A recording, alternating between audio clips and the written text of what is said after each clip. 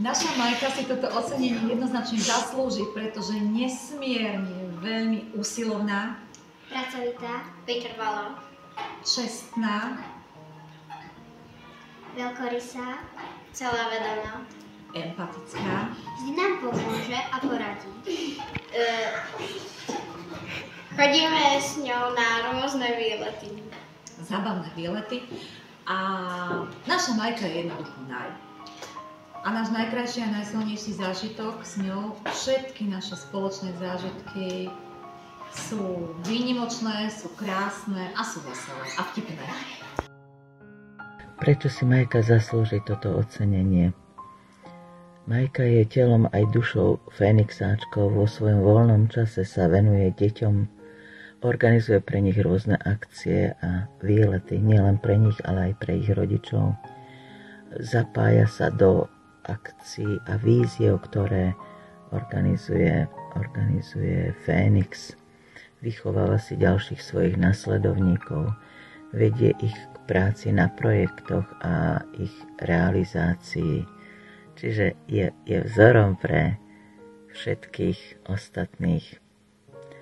Najkrajší zážitok, ktorý som s ňou mala, ťažko povedať, bolo ich veľa. Možno nie sú veľmi vtipné, ale zapamätala som si hlavne posledný výlet v Liptovskom Mikuláši, kde dokázala prekonať sama seba a vyšla na rozhľadňu, hoci sa bojí výšok. Nebála sa aj preliesť umelo vytvorené jaskinné chodbičky, kde bolo treba liesť, a tak bola vzorom pre ostatné deti aj pre dospelých. Želám jej, aby ešte ten jej entuziasmus a energia vydržali čo najdlhšie. Želám jej teda veľa zdravia, šťastia v osobnom aj pracovnom živote. Že prečo si zaslúži Fedora? Normálne by som odpovedala, že preto, že vedie to predsa moja mama. Ale vy možno neviete, kto je moja mama. Moja mama je tá najúžasnejšia, najsilnejšia, najzábavnejšia žena, ktorá nepozná slovičko nie. To proste nie je v jej slovníku.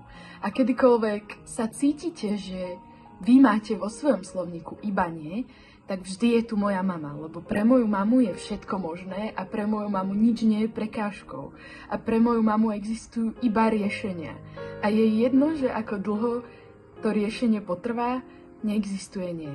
Taktiež sa na ňu môžete so všetkým obrátiť a môžete jej kedykoľvek napísať. Moja mama miluje prácu s deťmi a miluje byť učiteľkou. A práve preto chcem byť učiteľkou aj ja. Jedného dňa chcem byť takou učiteľkou, ako je ona. Takou vedúcou, ako je ona, preto lebo ľudia v jej okolí sú šťastní. Ona tvorí ľuďom zážitky a má úžasné nápady. Jednoducho moja mama je Fedor. No a najkrajší zážitok, čo som s ňou mala, veľmi rada spomínam na momenty, kedy sme boli spolu na školení Europe Goes Local, kde sme so samosprávou z Handlovej vytvorili malú pracovnú skupinu a snažili sme sa v Handlovej trošku zmeniť prácu s mládežou na lokálnej úrovni.